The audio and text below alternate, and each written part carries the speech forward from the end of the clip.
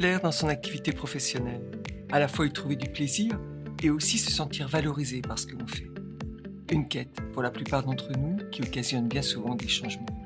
Bienvenue dans ce podcast Vie et Voix, les interviews de Lila, pour parler de ses choix pro. Je suis Lila. Pour chaque épisode, j'inviterai un témoin proche de vous, de moi, pour nous raconter son parcours. Nos témoins ont un point commun. Ils se sont fait confiance pour se donner des chances. Ils ont choisi de penser que rien n'était joué. Pour cet épisode, notre invité, Jean-Pierre Mahé, surnommé JP, nous dit que son meilleur diplôme est d'être débrouillard. Très jeune, il est sur les chantiers de maçonnerie le week-end. Puis, pendant 20 ans, il travaille dans plusieurs magasins de matériaux de bricolage en tant que responsable de secteur. Aujourd'hui, après avoir créé, il y a 2 ans et demi, une entreprise de débarrassage de maisons et de recyclerie, il décide de repartir à zéro dans cette même activité. Comment en vient-il à cette décision ? Quels sont les chemins qu'il a pris ? Comment a-t-il fait ses choix ? Sur qui, sur quoi s'est-il appuyé ? JP voyage beaucoup pour son activité. Nous profitons de son passage dans ma ville pour nous rencontrer.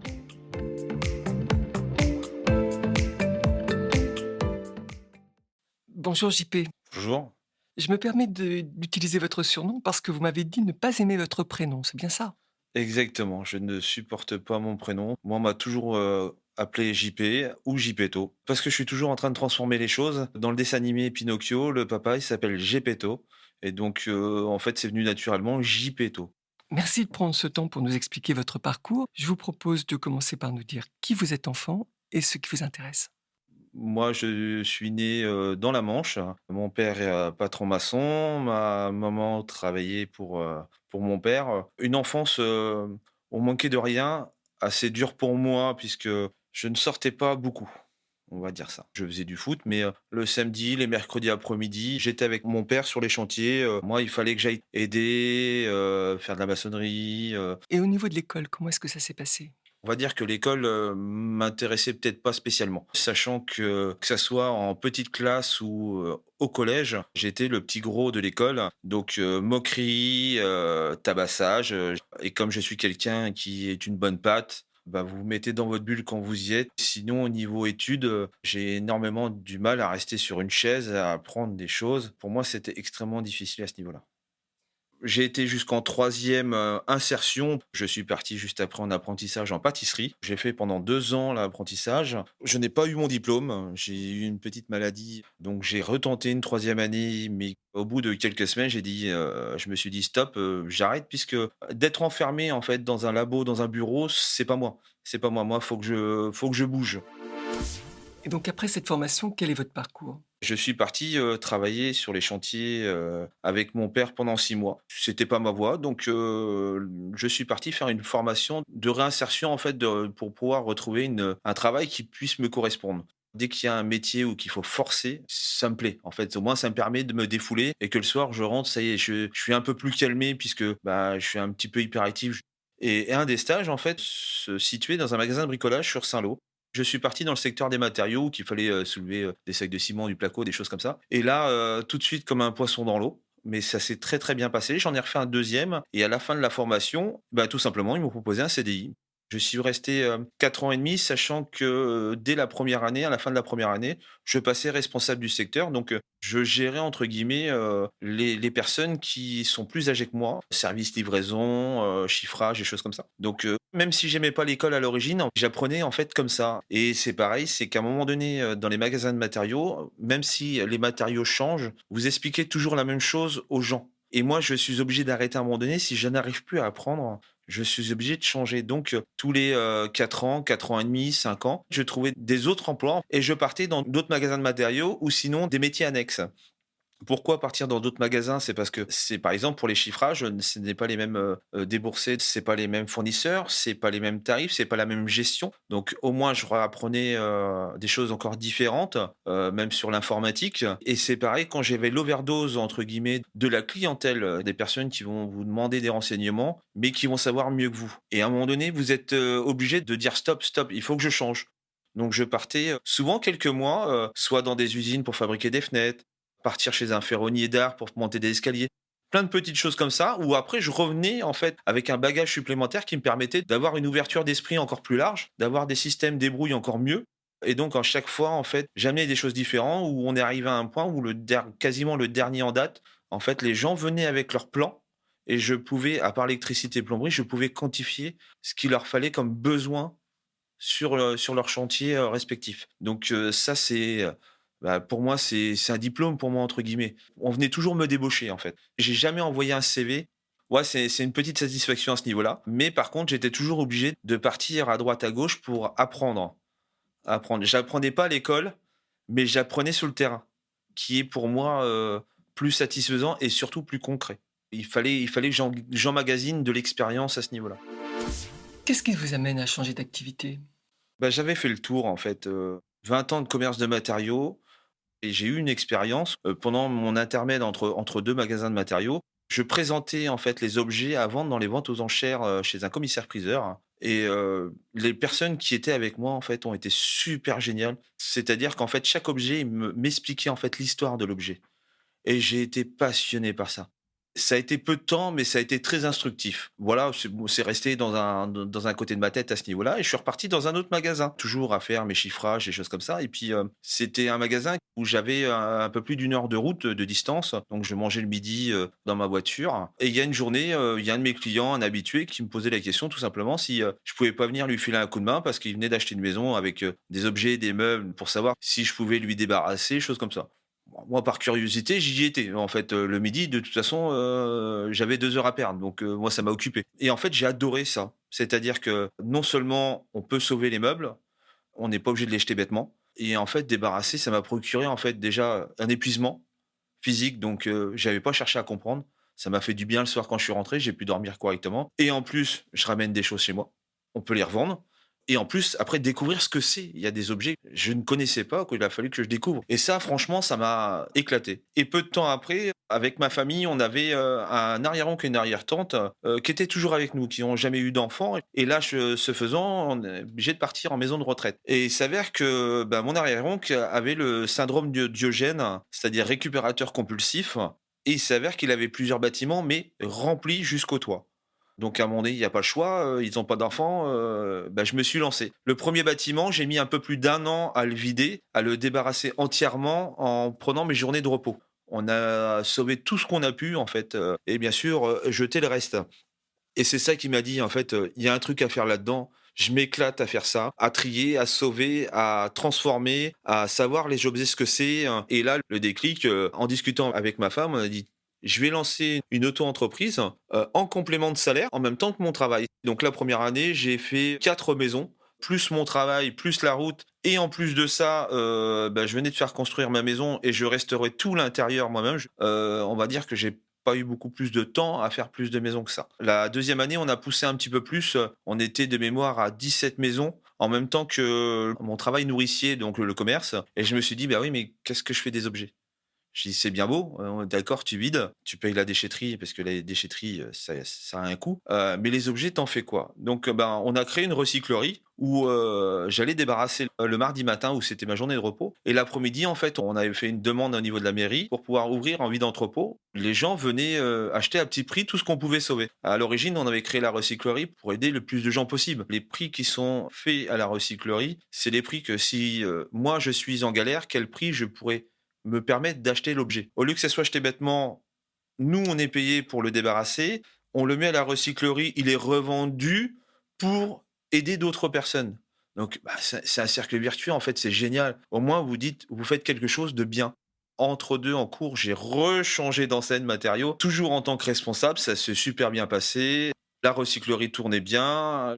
Une association, du secteur qui a passé mon numéro de téléphone à un journaliste de Ouest France. Il me fait une page complète dans l'Ouest France qu'on a gardé en souvenir et il s'avère qu'en fait de 2 ou 3 jours après, j'ai une société de production qui travaille pour 66 minutes à M6, qui m'a contacté et ils sont venus, nous faire un reportage à la maison. après le reportage. Ça nous a fait exploser en termes de visibilité, de publicité. Donc, cette année-là, on a terminé à 34 maisons de vidées. Donc, en fait, là, quand on arrive à 34, comme moi, systématiquement, je trie tout, je fais attention à toutes les choses, je n'arrivais plus, en fait, à allier mon travail nourricier, donc dans les magasins de matériaux, et mon travail plaisir à débarrasser la maison. Donc, il a fallu tout simplement que je fasse un choix. Et le choix, c'est tout de suite fait, entre guillemets, de partir sur le travail plaisir. Donc, après, on s'est lancé à créer l'entreprise pour lancer officiellement, pour être un artisan, juste dans le débarrassage.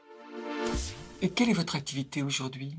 Je suis débarrasseur de maison professionnel. On va de Rouen jusqu'à Saint-Brieuc. On a quasiment le quart Nord-Ouest France où moi et mon employé, on va vider les maisons. On estime ce qu'il y a à enlever, ce qu'on peut sauver, on valorise. Mais ce que je dis toujours à mes clients, en fait, parce que moi, je ne connais pas les prix des objets. Donc moi, je dis toujours à mes clients, si vous savez que ça vaut de l'argent, si vous pensez que ça vaut de l'argent, gardez-le.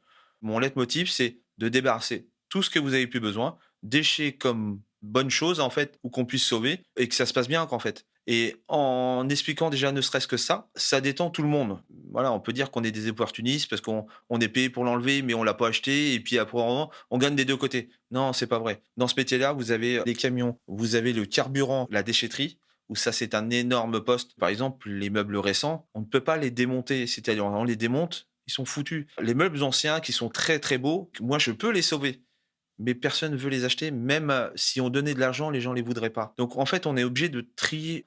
Et vous avez l'aspect recyclerie. Là, le mercredi, la journée, le samedi matin, où bah, tout ce qu'on trouve, on met en vente à la recyclerie. Les tarifs, c'est moi, j'estime que si je suis un peu voilà, en galère, quel prix je pourrais mettre. Et votre entreprise s'appelle comment? Alors, mon entreprise, ça s'appelle les Trésors de JPTO. Les trésors, parce que je dis toujours, le déchet des uns, c'est le trésor des autres, hein. Vous vous faites connaître comment? Moi, ma meilleure publicité, c'est le bouche à oreille, hein. Ou sinon, bah, j'ai quand même, mon petit Facebook, je mets, un peu toutes les semaines des objets, sur une petite sélection à petit prix. En fait, le premier qui me dit: «Je réserve», je réserve pendant 15 jours. Vous aviez démarré en auto-entrepreneur et à un moment donné, vous êtes passé en entreprise. Pour quelle raison? Je voulais, embaucher des personnes, en fait, faire ça très bien, en fait, nickel, vraiment une vraie entreprise. D'entrée de jeu, en fait, on n'a pas été compris. Je parle «on» parce que ma femme m'a aidé, ma femme est comptable. En fait, on voulait dissocier les choses. On voulait, débarrasser les maisons en tant qu'entreprise, mais que la recyclerie passe en association, qu'on puisse avoir de l'aide. Enfin, à un moment donné, tout seul, je peux pas y arriver parce que c'est quand même lourd. Pour avoir des aides, des subventions aussi, hein, faut pas se leurrer, faut être honnête, hein. Moi, la recyclerie, je gagne rien, je le fais parce que je veux aider le plus de gens possible. Mais, plusieurs fois, on m'a dit, que ça soit, des organismes de banque, ou choses comme ça: «Mais pourquoi vous mettez pas ça directement à la déchetterie?» Bah ouais, d'accord. Non seulement je mets ça à la déchetterie, donc je vais encore dépenser plus, mais en plus, c'est des choses qui peuvent aider des gens.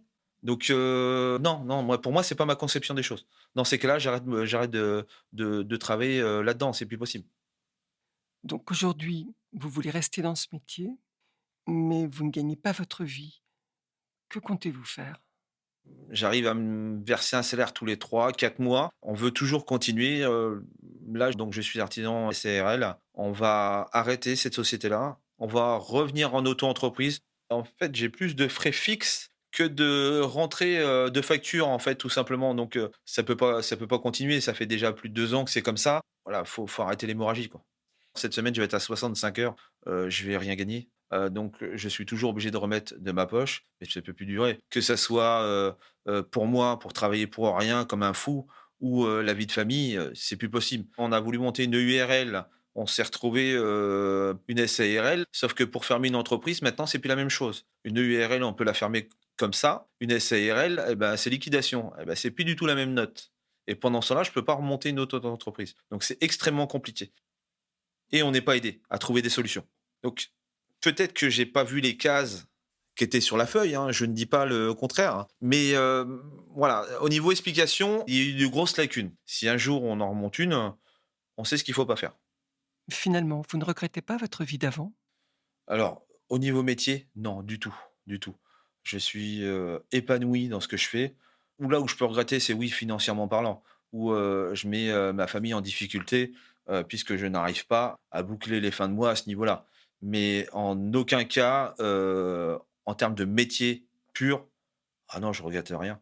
et si un jour d'aventure, il faut que je fasse autre chose, en aucun cas j'y retournerai. Je resterai toujours dans la voie que j'ai trouvée. Que retenez-vous de votre parcours?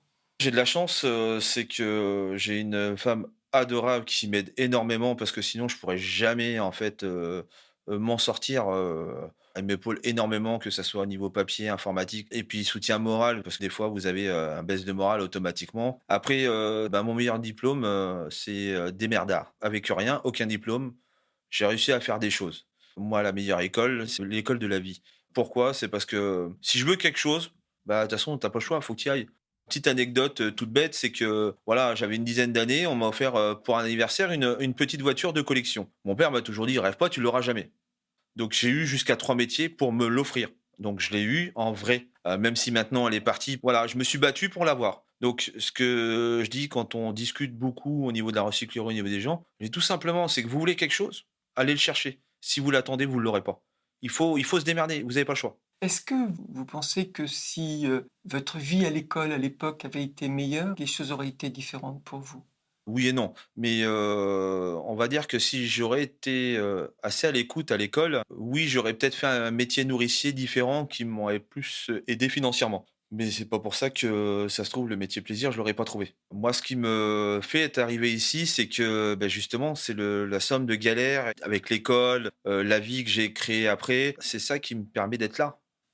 Les galères dans la vie après, il y en a eu beaucoup? Bah, oui, par exemple, pour la création de l'entreprise, s'il y a une embrouille à avoir, que ce soit l'entreprise, ça peut être les véhicules ou choses comme ça, je vais tomber dedans. Qu'est-ce qui vous fait penser que demain ce sera différent?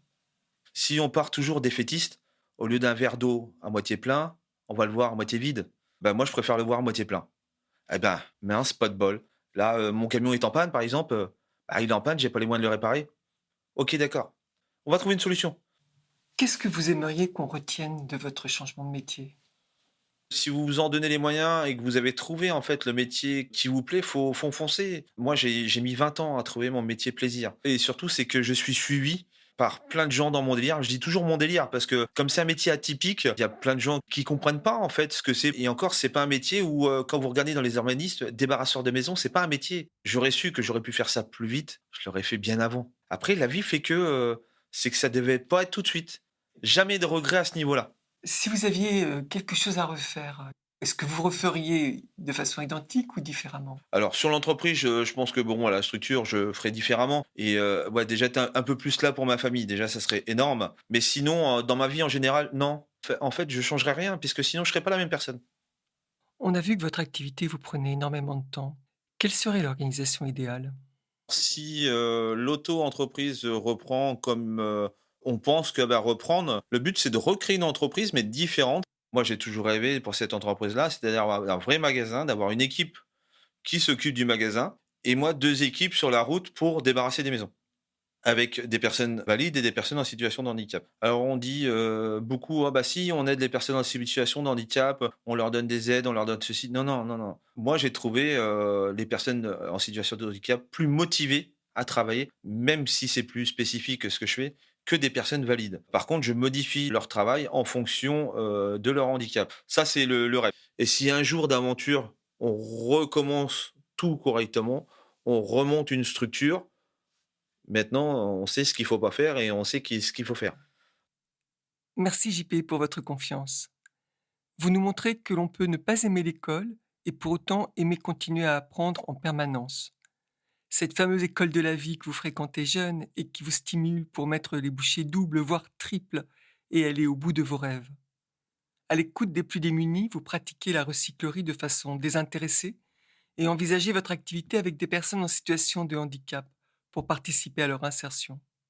Ce sont vos clés et elles pourront peut-être ouvrir d'autres chemins, qui sait. Vous avez trouvé l'activité qui vous correspond. Pour autant, la forme actuelle ne vous convient pas. Vous vous préparez à revoir votre copie. Je vous souhaite, JP, de trouver cette fois-ci l'aide dont vous avez besoin pour que votre prochain projet soit pérenne. Merci beaucoup. Vous venez d'écouter un nouvel épisode de Vie et Voix, les interviews de Lila. Merci de vos commentaires et de votre soutien. Si vous souhaitez proposer votre témoignage ou un témoignage, retrouvez-moi sur LinkedIn, Vie et Voix, les interviews de Lila. À très bientôt.